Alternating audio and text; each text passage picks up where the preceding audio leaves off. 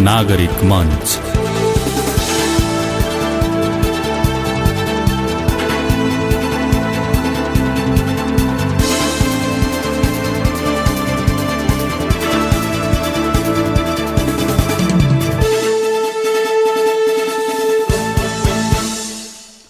नमस्कार, रेडियो नागरिकको दैनिक प्रस्तुति कार्यक्रम नागरिक मञ्चमा यहाँहरूलाई हार्दिक स्वागत छ। म उपेन्द्र शाही। हरेक दिन बिहान ठिक यसै समयमा प्रसारण हुने कार्यक्रम नागरिक मञ्चमा हामीले समसामयिक विषय उठान गर्दै आएका छौं। लोकतान्त्रिक आन्दोलनका संवाहक मूलधारका राजनैतिक पार्टीहरूको सदाबहार आन्तरिक विवाद, अतिरञ्जित आरोप प्रत्यारोप र अन्तहीन शक्ति संघर्षका कारण पार्टीगत चरित्र, पार्टी प्रणाली र पार्टीका चुनौती बारे केही गम्भीर प्रश्न उद्घाटित भएका छन्। विशेष गरी सत्तारूढ नेकपाको आरोप प्रत्यारोप र शक्ति संघर्षको उत्कर्ष तथा प्रमुख प्रतिपक्षी कांग्रेसको नीति विवाद र असहमतिको संस्कृतिले नेपालका पार्टीहरूको आधारभूत चरित्र उजागर गरेको छ। क्रान्ति आन्दोलन र संघर्ष गरी प्रजातन्त्र र लोकतन्त्र मात्रै होइन, 240 वर्ष पुरानो राजतन्त्र अन्त्य गरी गणतन्त्र स्थापना गर्न समेत सफल पार्टीहरू रूपान्तरण र लोकतान्त्रिकरणका दृष्टिले आफै जटिल समस्यामा रहेको देखिन्छ।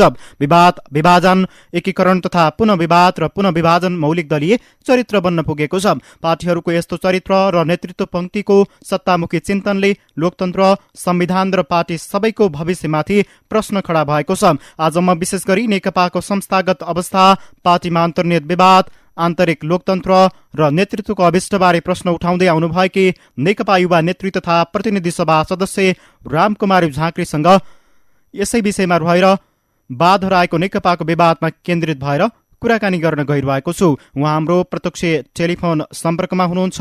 झाँक्रीज्यू, स्वागत छ तपाईँलाई कार्यक्रम नागरिक मञ्चमा। धन्यवाद।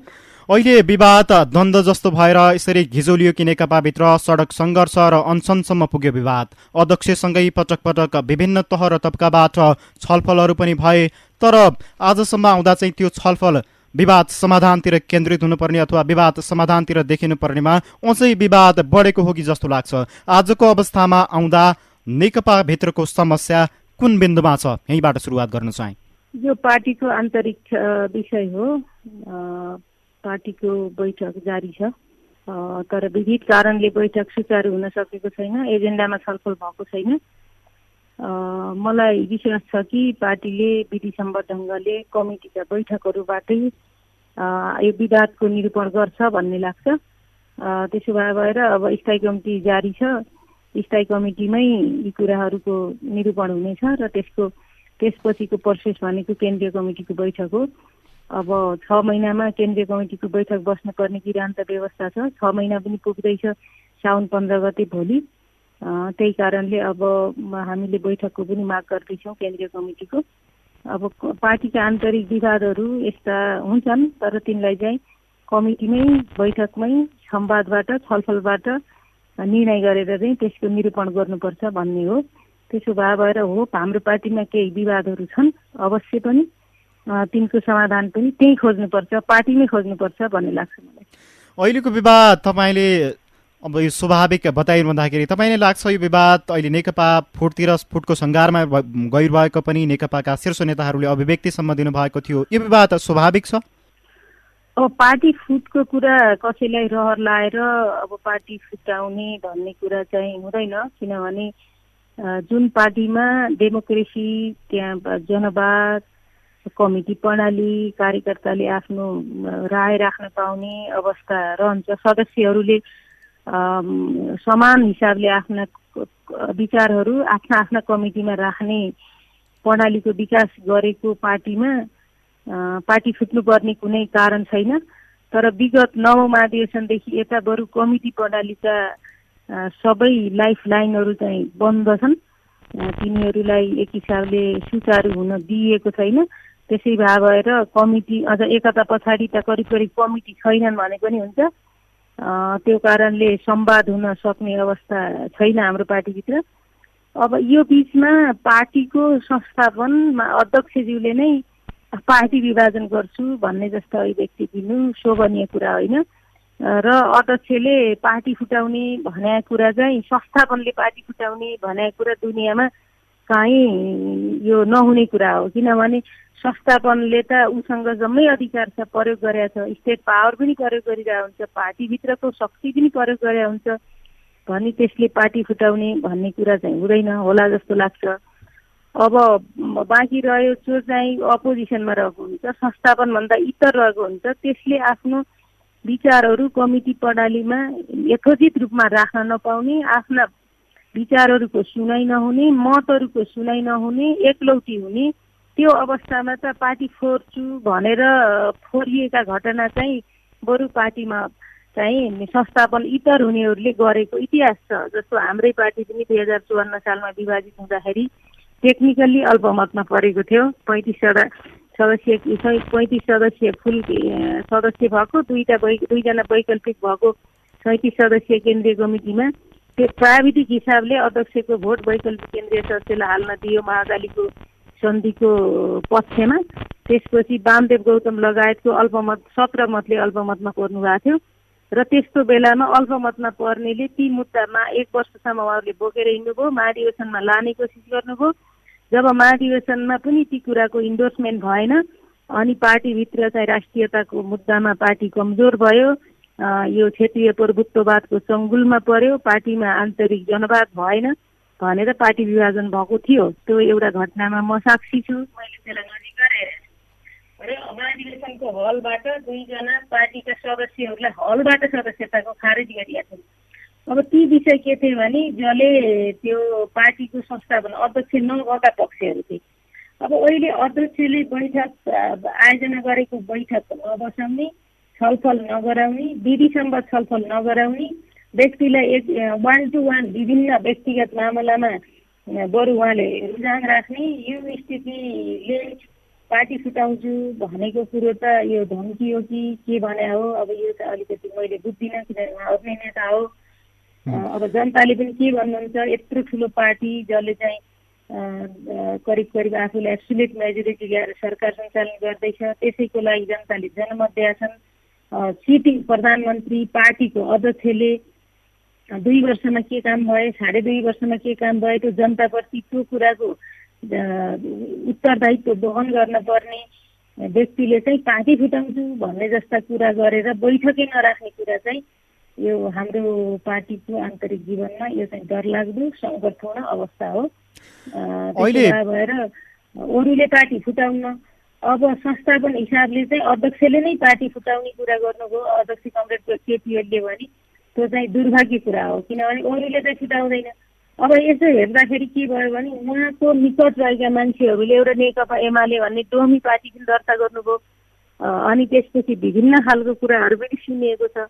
त्यो कारणले यो चाहिँ साँच्चै पार्टी फुटाउन हो या पार्टीलाई कमिटी प्रणालीमा चल्न नदिने, मनोमनी गर्ने, एकलौटी गर्ने, त्यो कामको लागि कसैले प्रश्न गर्यो भने पार्टी फुटाइदिन्छु भनेर धम्की दिन गर्नुभयो हो, यो चाहिँ बुझिएको छैन।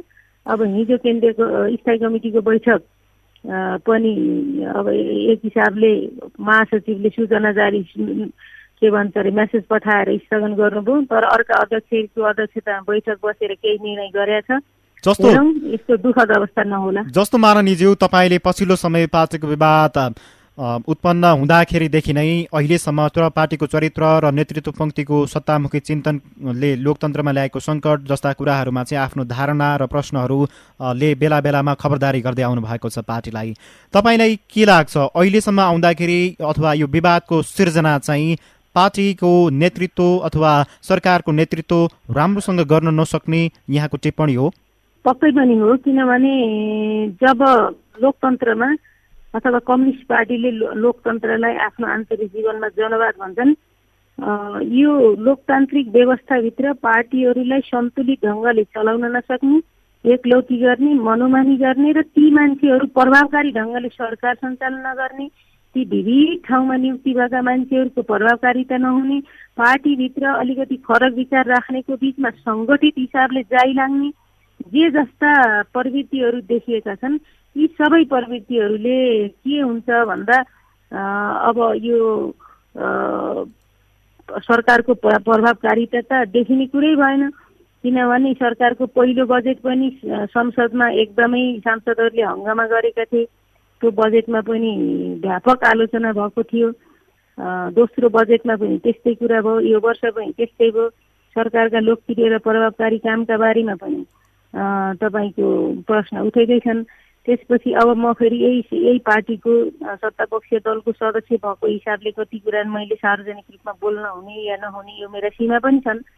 तर पनि के होइन भने सरकारले केमा प्राथमिकता दिएको छ, प्रधानमन्त्रीका प्राथमिकता दिनुहुन्छ भन्ने कुरा चाहिँ उहाँको अभिव्यक्तिले देखिन्छ। किनभने उहाँले चाहिँ पानी जहाज र चुच्चे रेलहरू, मोनोरेल र तपाईँको केरुङ काठमाडौँ पोखरा रेलहरूका सपनाहरूका गफ गर्नुहुन्छ।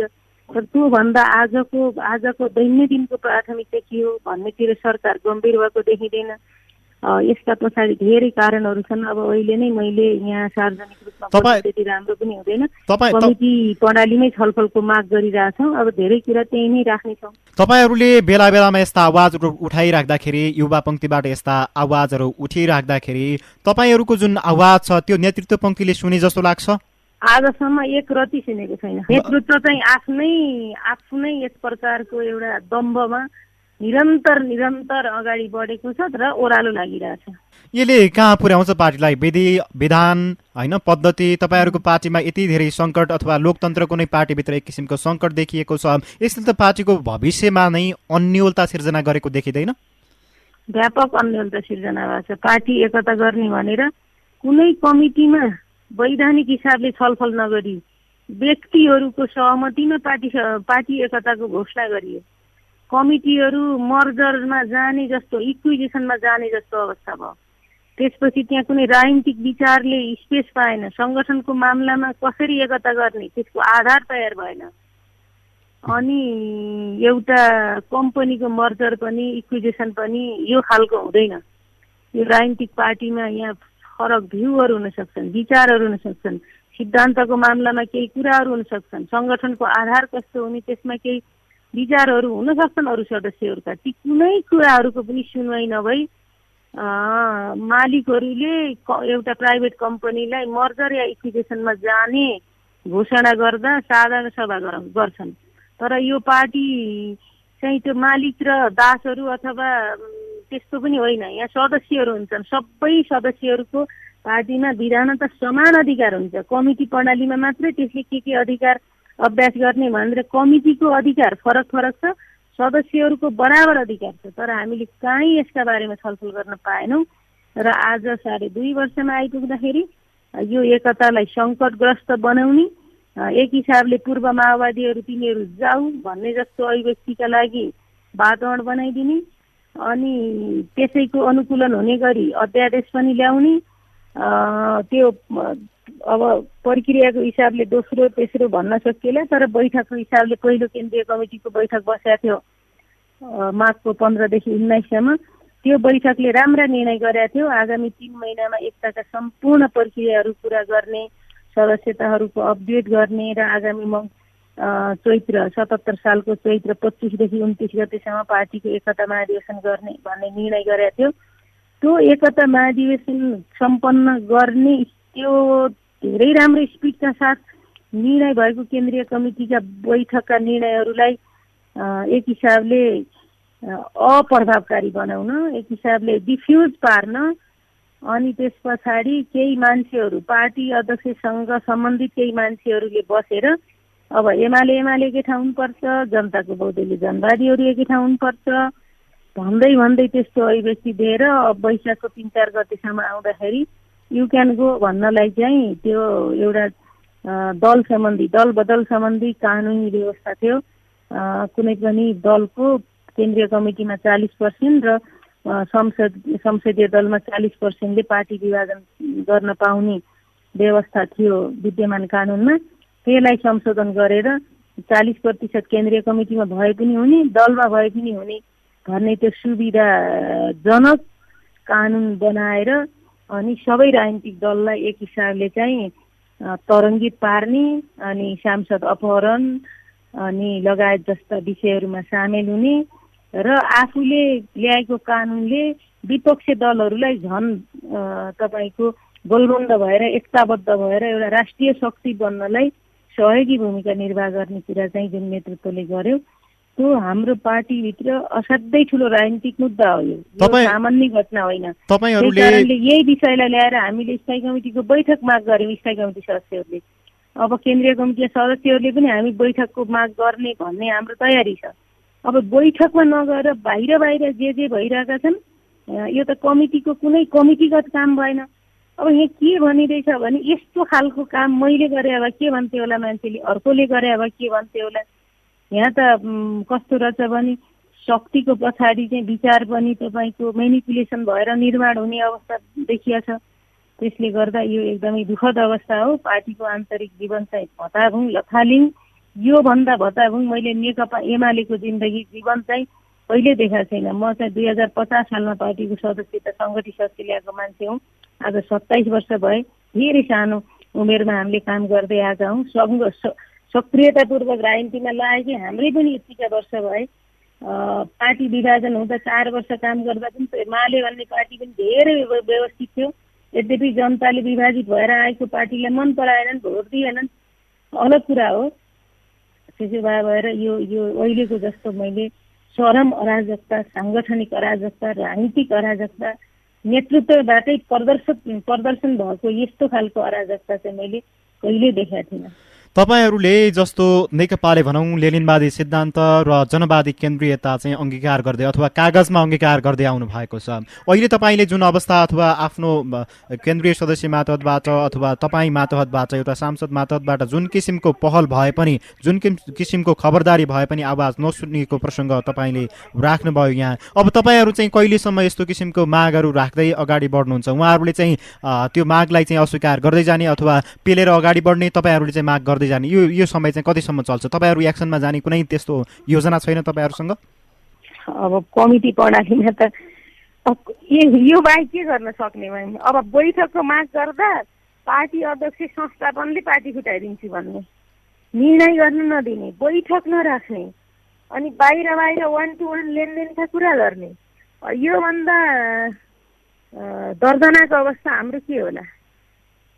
अब बैठकमा निर्णय गर्न पर्यो नि हिजोसुकै विषय। अब मैले बैठकबाट भाग्ने प्रत्यक्ष भन्दाखेरि चाहिँ अहिले तपाईँहरू अब यसरी कति पीडा सहेर अथवा कति मनमा चाहिँ बोझ लिएर बस्नुहुन्छ? जस्तो सडक सङ्घर्षमा गएर अथवा पार्टी परित्याग गर्ने सम्मको स्थिति चाहिँ सिर्जना हुन्छ कि हुँदैन? तपाईँले किन यस्तो कुराको प्रभोकिङ गर्नुभएको छ? पार्टीको आन्तरिक मामला चाहिँ सडकमा गएर समाधान हुने मामला पनि होइन र यो पार्टी हामीले बनाएका हौँ। पार्टी परित्याग गर्ने कुरा कुनै सदस्यले सोच्न पनि सक्दैन। जस्तो 240 वर्ष पुरानो राजतन्त्र अन्त्य गरी गणतन्त्र स्थापना गर्न समेत अब सफल पार्टीहरू रूपान्तरण र लोकतन्त्रीकरणका दृष्टिले आफै अहिले जटिल समस्यामा रहेका देखिन्छन्, खास गरी मूलधारका पार्टी भनौँ होइन। अब यस्तो अवस्थामा यो जुन लोकतन्त्र छ यसको पुनर्बहाली पार्टीभित्र चाहिँ कसरी होला? अब आन्तरिक अन्तर्सङ्घर्षको माध्यमबाटै हुन्छ। तपाईहरूले विवाद विभाजन र एकीकरण तथा पुनर्विवाद र पुनर्विभाजन मौलिक दलीय चरित्र बनेको अहिलेको अवस्थामा अबको नेकपा चाहिँ कता गएर अथवा नेकपाको विवाद चाहिँ कसरी चाहिँ टुङ्गिने देख्नुहुन्छ? यो स्थिति अहिलेको स्थितिबाट हेर्दाखेरि चाहिँ कमिटीको बैठक बस्छ, कमिटीले निर्णय गर्छ, कमिटीले जे निर्णय गर्छ त्यही निर्णयका आधारमा समाधान हुन्छ। नेकपा भित्रको खासमा अब घर झगडा यति धेरै किन कुरा गर्ने त भन्दाखेरि नेकपाको 5 वर्ष पाएको करिब 2/3 जनादेश पाएको सरकार छ। अहिले देश कोरोनासँगको लडाईँमा छ। स्थिरता, दिगो विकास जस्ता अपेक्षा पनि गाँसिएका छन् सरकारसँग जनताका होइन। अब यो प्रतिकूल अवस्थाको किचलोबाट नेकपाको पार पाउने अहिलेको स्थिति छाँटकाँट भनौँ न अब आवश्यकता औचित्यलाई हेर्दाखेरि चाहिँ तपाईँहरूले देख्नुहुन्छ यो स्थिति चाँडै आउने अथवा ढिलो आउने? यो त गर्नै पर्यो नि। कोरोनाको कुरा सरकारको दैनन्दिनको काम हो। त्यो दैनन्दिनको काम यता पार्टीको बैठक पनि नराख्ने अनि पार्टीको बैठकमा छु त्यसकारण गर्न पाइन भनेर जनताले छिटकारा दिने कुरा आउँदैन। आफ्नो सरकारले त आफ्नो जीवन काम गर्न पर्यो नि। लाखौँ लाख ब्युरोक्रेटिक प्रहरी जङ्गी संयन्त्र भएको सरकारले त त्यो त दैनन्दिनका आफ्ना दैनिक कार्य सञ्चालन गर्ने कुरा त प्रभावकारी डेलिभर गर्न पर्यो। त्यसमा सरकार मालिक होइन, जनताको सेवक हो, उसले जम्मै काम गर्न पर्यो नि। अब बाँकी रह्यो पार्टीको आन्तरिक जीवनको कुरा, यो चाहिँ पार्टीभित्र छलफलको विषय बन्नपर्छ। छलफल संवादको माध्यमबाट यसलाई निरूपण गर्ने हो। पछिल्लो समय अब सरकारका भनौँ अहिले राज्यका जुन मुख्य पदहरू छन् जस्तो राष्ट्रपतिलाई बेलामा विवादमा ल्याए जस्तो पनि देखिएको छ, त्यस्तै सभामुखलाई पनि विवादमा मुछिए जस्तो गरिएको छ एउटा पार्टीको कारणले गर्दाखेरि। अब यो जुन सर्वोच्च पदहरू अथवा सबैको पदहरू छ यो चाहिँ बेलामा विवादमा मुछिनुलाई यहाँले कसरी हेर्नुहुन्छ? एकदम गलत हो, गैर संवैधानिक हो। र त्यसरी राष्ट्रपति विवादमा आउने गरी दलका आन्तरिक झगडामा मध्यस्थताको काम गर्ने या अरू विविध दलहरू या विविध पेसा या व्यवसायसँग स्वार्थ जोडिएका कामहरूमा संलग्न हुनुहुन्न। हाम्रो गणतन्त्रको परिकल्पना त्यस्तो चाहिँ होइन। यो सक्रिय राष्ट्रपतीय प्रणालीको हामीले परिकल्पना गर्दैनौँ। त्यो सेरेमोनियल मानार्थ जनताले मान मात्रै दिने हो, त्यसले अरू केही कुराको डिमान्ड गर्न पाउँदैन। यसले त अहिलेको जुन स्थिति छ, यो जुन विवादमा मुछिने स्थिति सर्वोच्च पदहरूलाई कतै सत्तासीन पार्टीबाटै होइन अब गणतन्त्र खतरामा अथवा अहिलेको व्यवस्था चाहिँ खतरामा जाने सङ्केत पनि देखिरहेको विश्लेषणहरू भइरहेका छन्। यतातिर जाने सम्भावना चाहिँ कतिको देख्नु भएको छ यहाँ एउटा सत्तारूढ पार्टीको? गलत हो, यो केही सम्भावना छैन। यो गणतन्त्र हामीले लिएर आएको हो, त्यस कारण कसैले कसैलाई बुझाउन सक्छ भन्ने लाग्दैन, किनकि संविधान पनि हामी आफै बनाएको छौँ। तपाईँहरूले त भन्दै आउनु भएको छ, तर यो कुरा पार्टीको माथिल्लो पङ्क्तिबाट चाहिँ बेलामा दोहोरिरहेका छन् यस्ता घटनाहरू। तपाईँ तलबाट आवाज उठाउँदै आउनु भएको छ। अहिलेको अब म अन्त्यतिर कार्यक्रमको अन्त्यतिर छु, यो बटम लाइन अहिलेको बटम लाइन चाहिँ के त अबको स्थितिमा पार्टीको विवाद समाधानको लागि? पार्टीभित्र संवाद, छलफल, निष्कर्ष, निर्णय र त्यसको कार्यान्वयन फेरि पनि संवाद नै हो, छलफल हो। बैठकबाट कमिटी प्रणालीबाट यसको निदान खोज्ने हो, न कि बाहिर बसेर। यसमा चाहिँ पार्टीभित्र कमिटीहरूमा छलफल हुनुपर्छ। छलफलबाट जे निष्कर्ष निस्किन्छ त्यो निर्णय हुन्छ र त्यो निर्णय सबैले कार्यान्वयन गरेर जाने कुरा नै आजको अन्तिम र एकमात्र विकल्प हो हाम्रो पार्टीभित्र। अरू कुनै बाटोबाट केही हुनेवालै छैन। त्यसो भए अब चाँडै नै पार्टी विवाद समाधान भएर पार्टी चाहिँ विधि अनुसार चल्ने, विधान अनुसार चल्ने, पद्धति अनुसार चल्ने देख्न पाइनेछ नेकपालाई? आशा गर्छौँ र हामी त्यही बाटोतर्फ पार्टीलाई लान पनि प्रयास गरिरहेछौँ। हवस्, यहाँको महत्त्वपूर्ण समय र संवादका लागि यहाँलाई धेरै धेरै धन्यवाद। धेरै धन्यवाद उपेन्द्रजी, तपाईँलाई पनि र रेडियो नागरिकलाई पनि, सबै परिवारलाई समस्त। उहाँ हुनुहुन्थ्यो नेकपा नेतृत्व तथा प्रतिनिधि सभा सदस्य ब्रह्मकुमारी झाँक्री। आज हामीले गम्भीर मोडमा पुगेको नेकपा भित्रको विवादको बारेमा केन्द्रित भएर कुराकानी गर्यौं। हवस् त, यसका साथै आजका लागि कार्यक्रम नागरिक मञ्चको निर्धारित समय सकियो। प्राविधिक साथी भूमिराज श्रेष्ठलाई धन्यवाद दिँदै म उपेन्द्र शाही बिदा हुन्छु। नमस्कार।